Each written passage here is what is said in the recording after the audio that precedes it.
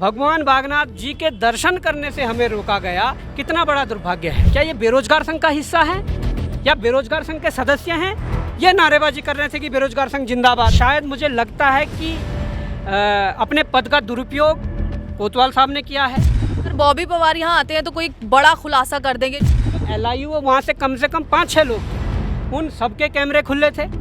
आप उन वीडियो को सार्वजनिक करें, कौन नारेबाजी कर रहे हैं? कई बड़े अधिकारी है सचिवालय से लेकर मुख्यमंत्री आवास तक, जिन्हें जेल जाना है। उत्तराखंड में भर्ती घोटालों की CBI जांच हो। 2 बजे हमारे प्रेस कॉन्फ्रेंस थी, मीडिया पहुंच चुका था, हमें परमिशन नहीं दी गई, लोकतंत्र का गला घोटा गया। क्या अपने प्रदेश के अंदर घूमने के लिए पासपोर्ट की जरूरत है? ये वो लेटर है जो हमने देहरादून चलते ही यहाँ के तीनों जो जिम्मेदार अधिकारी हैं उनको भेजा था। नमस्कार, न्यूज़ 31 उत्तराखंड देख रहे हैं आप और मैं हूं आपके साथ नैना। इस वक्त मेरे साथ मौजूद हैं उत्तराखंड बेरोजगार संघ के अध्यक्ष बॉबी पवार। सर सबसे पहले तो बहुत बहुत स्वागत है आपका न्यूज़ 31 उत्तराखंड। बहुत बहुत धन्यवाद आपका। सर कल आप बागेश्वर पहुंचे और किस तरीके से आपका स्वागत हुआ ये सभी ने देख लिया है, क्या कुछ सबसे पहले तो इस पर आप कहना चाहेंगे?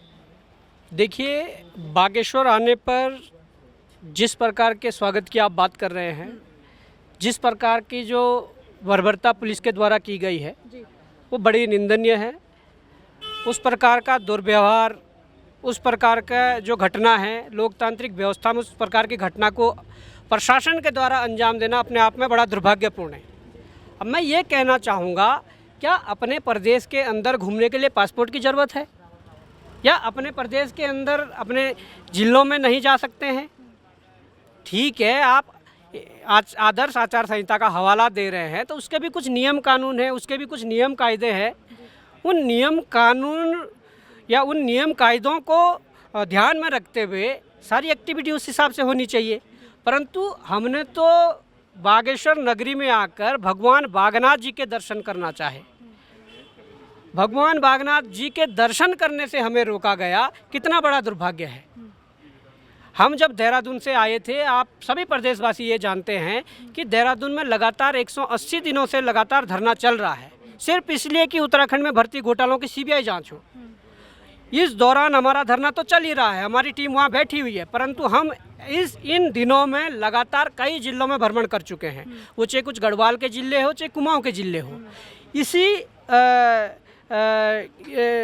टाइम में हम यहाँ बागेश्वर पहुँचे हैं और बागेश्वर आने से पहले जब हम देहरादून से चले तो हमने कुमाऊँ कमिश्नर को, हमने DM बागेश्वर को, हमने जो LIU इंस्पेक्टर बागेश्वर है उनको एक पत्र भेजा, जिस पत्र में हमने ये लिखा था कि हम बागेश्वर आ रहे हैं। हमें विश्वसनीय सूत्रों से ये ज्ञात हुआ है कि वर्तमान में बागेश्वर में उपचुनाव है और उपचुनाव के दौरान सारा मीडिया तंत्र जिसके माध्यम से हम अपनी बात को आगे पहुंचा सके वो बागेश्वर में मौजूद हैं और जो हमारे विधायक हैं, मंत्री हैं, मुख्यमंत्री हैं, वो बागेश्वर के भ्रमण पर हैं। तो उन तक अपनी बात पहुंचाने के लिए हम भी बागेश्वर आ रहे हैं और आप हमारे सुरक्षा का दृष्टिगत रखते हुए आप इस पर कार्रवाई करिए। ये वो लेटर है जो हमने देहरादून चलते ही यहाँ के तीनों जो जिम्मेदार अधिकारी हैं उनको भेजा था। ये वो लेटर है। ये लेटर कुमाऊँ कमिश्नर को, जिलाधिकारी बागेश्वर को और इंस्पेक्टर LIU बागेश्वर को मिलने के बाद उनका जो जवाब उसी दिन रात 12:15 बजे तकरीबन रात को मुझे WhatsApp पर DM बागेश्वर का जो लेटर है वो प्राप्त होता है मेरे WhatsApp नंबर पर।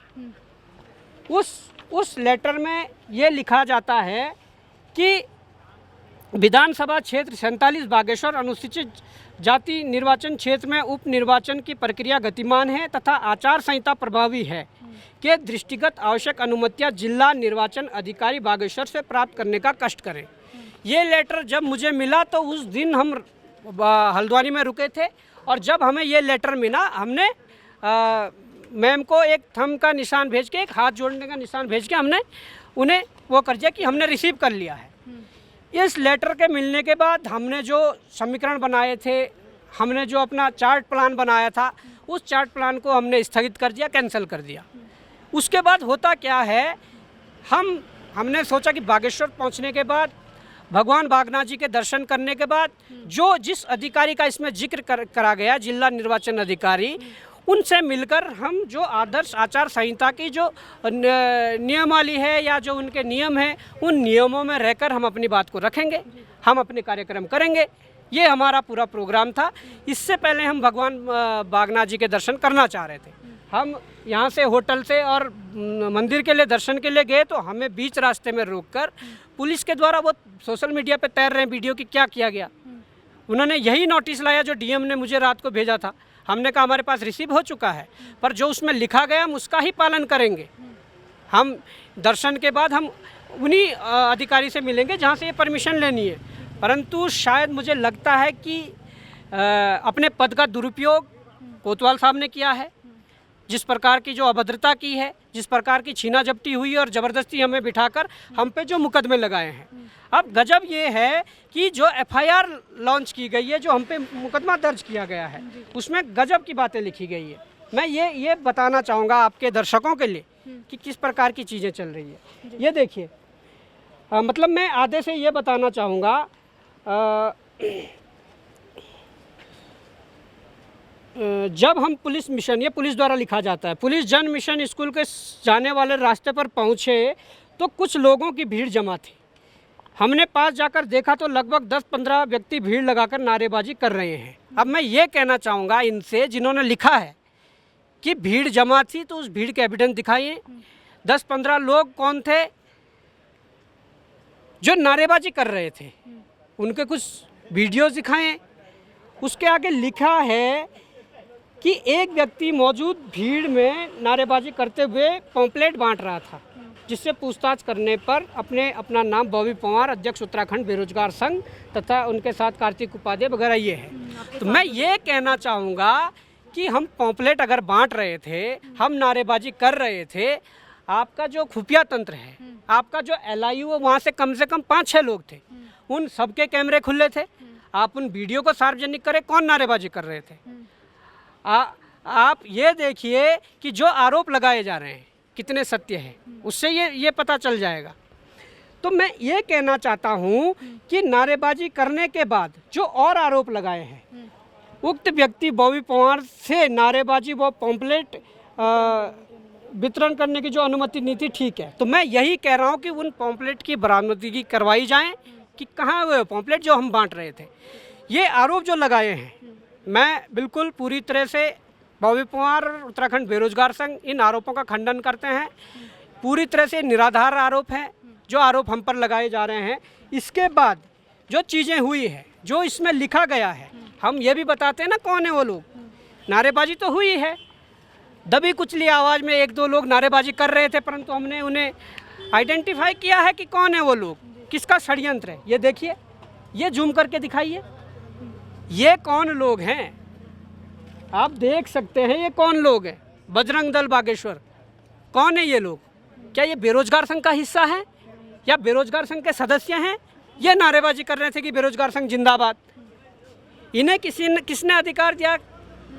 क्या ये जो पूरा षड्यंत्र जो रचा गया था प्रशासन के द्वारा, पूरा षड्यंत्र जो रचा गया था उत्तराखंड सरकार द्वारा, क्या ये सोच रहे थे कि ये बेनकाब नहीं होंगे? बेनकाब होंगे जब आप गलत करोगे, जब जनता के साथ गलत करोगे, जब निर्दोष व्यक्तियों के साथ गलत करोगे, बेनकाब होंगे। अब देखिए, ये वही लोग हैं, ये 3-3 करके स्कूटी में वहाँ बैठे हैं, ये गाड़ी के आगे यहाँ पर जो नारेबाजी कर रहे थे, ये वही लोग हैं, और ये बजरंग दल यहाँ पर बता रहे हैं। तो ये जो चीज़ें हुई है, इससे ये ज्ञात होता है। एक और चीज़ बताना चाहूँगा, जब यहाँ कमरे से हम निकले, हमने सुबह नहाए धोए, हमने खाना भी नहीं खाया, हमने चाय नहीं पी कि पहले भगवान बागनाथ जी के दर्शन करेंगे, उनका आशीर्वाद लेंगे। हम गए तो यहाँ पर उनके ही जो खुफिया तंत्र जिन्हें ये बताते हैं LIU, वो आकर कहता है कि अभी भोग लग रहा है, आप ऐसा करिए 15-20 मिनट बाद जाइए। कहने का तात्पर्य ये है 15-20 मिनट बाद इसलिए भेजना चाह रहे थे कि 15-20 मिनट बाद वहाँ बजरंग दल जैसे संगठनों को इकट्ठा करके वहाँ पर भीड़ कराई जाए, उनसे नारेबाजी करवाई जाए और आरोपी बेरोजगार संघ को बनाया जाए। ये इनकी खुलती पोल है, ये मैं कहना चाहता हूँ। ये मैं पहले ही कह चुका हूँ कि हम जिस लड़ाई को लड़ रहे हैं, उस लड़ाई को लड़ने के लिए, अपनी मांगों को रखने के लिए हम यहाँ पहुँचे हैं। ये कोई लोकतांत्रिक व्यवस्था में कोई गलत बात नहीं है। हम अपने जनप्रतिनिधियों के पास पहुँचे हैं, सारे जनप्रतिनिधि आजकल यहाँ हैं। हम उस मीडिया के पास पहुँचे हैं जिसे संविधान का चौथा स्तंभ बताया गया है। उस मीडिया, वो सारा मीडिया आज यहाँ है। हाई कवरेज जो उत्तराखंड में हो रही है, आज यहाँ हो रही है बागेश्वर में, इसलिए हम यहाँ आए हैं। सर एक बात ये भी सूत्रों के हवाले से ये खबर उड़ रही है कल से ही कि अगर बॉबी पवार यहाँ आते हैं तो कोई बड़ा खुलासा कर देंगे जिसकी वजह से जो सत्ताधारी पार्टी है उसका कुछ नुकसान हो जाएगा, या फिर ये भी आरोप लगाया गया कि कांग्रेस पार्टी ने आपको बुलाया है। इस पर क्या कहना चाहेंगे? मैं सीधे तौर पर ये कहना चाहूँगा, कौन क्या सोचता है उनकी सोच पर वही देखें कि वो क्या सोचता है। पर मैं ये कहना चाहता हूँ, बॉबी पवार उत्तराखंड बेरोजगार संघ किसी पार्टी का अंग नहीं है। इन पार्टियों ने क्या बेरोजगार संघ को एनएसयूआई या एबीपी समझ कर रखा है? अगर एनएसयूआई या एबीपी बनना होता तो कॉलेजों में छात्र संघ लड़वाते, छात्रों के लिए संघर्ष नहीं करते, रोजगार के लिए संघर्ष नहीं करते, भ्रष्टाचार के खिलाफ संघर्ष नहीं करते। मैं ये कहना चाहता हूँ, जो ये इस प्रकार के आरोप लगा रहे हैं कि बॉबी पवार कांग्रेस ने भेजा है, तो आप जाके जांच कर लीजिए। अगर आपके पास ऐसे इनपुट मिलते हैं, अगर आपके पास ऐसे कोई तथ्य मिलते हैं कि बॉबी पवार कांग्रेस ने भेजा है, तो आप करिए। मैं ये भी कहना चाहता हूँ कि खुलासे जो होंगे, देखिए सरकार के खिलाफ, सरकार की गलत नीतियों के खिलाफ, सरकार के भ्रष्टाचार, सरकार जो भ्रष्टाचार कर रही है उसके खिलाफ हम लगातार खुलासे कर रहे हैं और लगातार करते जाएंगे। लड़ाई सरकार के खिलाफ है। कोई बोलेगा लड़ाई कांग्रेस या बीजेपी के खिलाफ है, नहीं, पार्टी से हमें कोई लेना देना नहीं। कुर्सी पर जो दल होगा, किसी का भी हो, कोई भी हो सकता है, कोई भी हो सकता है। उत्तराखंड सरकार जिसे हम कहते हैं, वो उत्तराखंड सरकार से लड़ाई है। इसलिए लड़ाई है कि हम लंबे समय से बोल रहे हैं, पारदर्शी रूप से परीक्षा कराओ, समय से परीक्षा कराओ, वैकेंसी निकालो। जो भर्ती घोटाले हुए हैं, जिनमें कई लोग लिप्त पाए गए और 100 से अधिक गिरफ्तारियां हुई है, उनमें आप सीबीआई लाओ, क्योंकि कई सफ़ेद पोश हैं जिन्हें जेल जाना है। कई बड़े अधिकारी हैं, सचिवालय से लेकर मुख्यमंत्री आवास तक, जिन्हें जेल जाना है।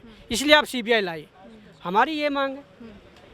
आज आप प्रेस कॉन्फ्रेंस करने वाले थे जो कि नहीं करने दी गई। आपसे कहा गया कि आप कुछ मतलब लिखित में लेकर आइए और आपके पास पक्की इन्फॉर्मेशन जो है वो होनी चाहिए चीज़ों को करने के लिए, क्योंकि आचार संहिता यहाँ है जिसका एक बखेड़ा ये भी खड़ा हुआ है। तो आज इस पर आप क्या कहना चाहेंगे कि प्रेस कॉन्फ्रेंस नहीं करने दी, जिसकी वजह से आपको बाहर आके सिंगल बाइट जो है आज देनी पड़ रही है? देखिए, बड़ा दुर्भाग्य है कि जो हमारा संविधान है, उस संविधान में आज उस चौथे स्तंभ का उपयोग करने के लिए, चौथे स्तंभ से अपनी बात करने के लिए भी परमिशन की ज़रूरत पड़ रही है। हम भी लगातार 7-1 वर्षों से संघर्ष कर रहे हैं। इन 7-1 वर्षों में भी कई बार आचार संहिताएं लगी है, कई कुछ हुआ है। हमने कभी भी ऐसे ही कोई प्रेस कॉन्फ्रेंस के लिए कोई परमिशन नहीं ली है और ना किसी ने ये गाइडलाइन दी है। परंतु हाँ, अगर इनका कुछ ऐसा यहाँ पर था तो उसके लिए हमने ये परमिशन लेटर दिया था। ये यहाँ पर रिसीविंग भी है, ये रिसीविंग भी है। इस रिसीविंग देने के बाद जब हमारे पास ये लेटर पहुंच जाता है, उसके कुछ समय बाद यहाँ के जो आरओ हैं वो फ़ोन करते हैं कि अभी जो लेटर दिया है ये पुलिस को जाएगा, पुलिस इस पर आख्या देगी, पुलिस तय करेगी कि आपको प्रेस कॉन्फ्रेंस करनी है नहीं करनी है, या यहाँ का प्रशासन तय करेगा कि प्रेस कॉन्फ्रेंस करनी है नहीं है। तो 2 बजे हमारे प्रेस कॉन्फ्रेंस थी, मीडिया पहुँच चुका था, हमें परमिशन नहीं देगी, लोकतंत्र का गला घोटा गया। तो हमने कानून का उल्लंघन करे बिना हम वहाँ से बाहर निकल आए जहाँ पर हमने प्रेस कॉन्फ्रेंस करनी थी। अब यहाँ सड़क के किनारे रहकर एक एक करके सबको बाइट दे रहे हैं। हमारा मकसद जनता तक अपनी बात पहुँचाना है। हमारा मकसद ये है कि जिस जनता के टैक्स के पैसे से जिन अधिकारियों को सैलरी दी जा रही है, तनख्वाह दी जा रही है, वो कैसा दुरुपयोग अपने पद का कर रहा है, ये बताना हमारा मकसद है कि हमारे साथ क्या हुआ। और ये आप देख रहे हैं कि कौन लोग थे नारेबाजी करने वाले, कौन लोग थे। ये बजरंग दल कोई बेरोजगार संघ का हिस्सा नहीं है। ये कर्नाटक में भी हुआ था, बजरंगबली वर्सेस बजरंग दल। देखिए, हम आस्था को मानने वाले लोग हैं, हम भगवानों को मानने वाले लोग हैं। हमें बचपन से हमारे संस्कार सिखाए जाते हैं कि भगवानों को मानो, उनका आशीर्वाद लो।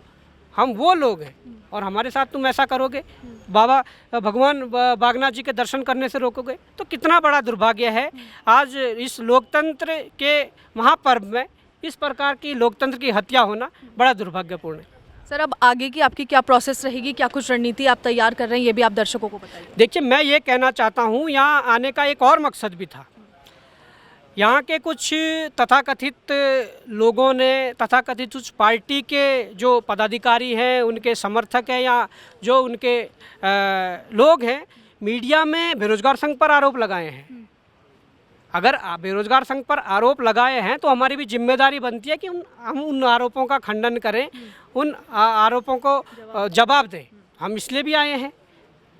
जो और चीज़ें हैं, हमने कई खुलासे देहरादून के अंदर रहते हुए वहाँ के प्रेस क्लब से किए, वहाँ तमाम अलग जगहों से किए। तो उनका जो यहाँ पर जो चीज़ें तोड़ मरोड़ कर बताई जा रही है, उनको सही चीज़ को सही तरीके से सही जगह पर बताने का हमारा उद्देश्य है और हम करेंगे। सर, ये 13 नंबर वाला जो एक चल रहा है, चाहे वो आपकी तरफ से हो या फिर वो विपक्ष की तरफ से हो, जो सत्ता में भी पार्टी, लगातार लोगों के बीच में भी ये बात उठ रही है कि 13 नंबर वाली, तो क्या आपको लगता है कि इसी चीज़ से नींद उड़ी है तब जाके आपके लिए कॉल आया, या फिर ये जो सारी चीज़ें हुई हैं वो? देखिए, नींद किस चीज़ से उड़ी है हमें तो नहीं मालूम, पर ये ज़रूर बताना चाहूँगा कि जो जो चीज़ें उठाई है उसमें घपला हुआ है।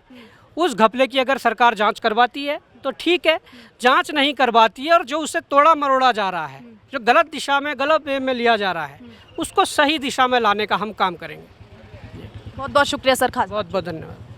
तो इस वक्त मेरे साथ मौजूद थे उत्तराखंड बेरोजगार संघ के अध्यक्ष बॉबी पवार। हमने क्या कुछ बातचीत की है आपने अच्छी तरह सुना, और कल जिस तरीके से आपको पता था कि इनकी गिरफ्तारी की गई थी, उसके बाद शाम को जो है इनको रिहा किया गया, और आज बॉबी पवार ने जो है अपनी सारी बातों को रखा है जो आप अच्छी तरह सुन चुके हैं। मैं ऐसे ही मुद्दों को लेकर आपके बीच आती रहूंगी। आप देखते रहना News 31 उत्तराखंड। नमस्कार।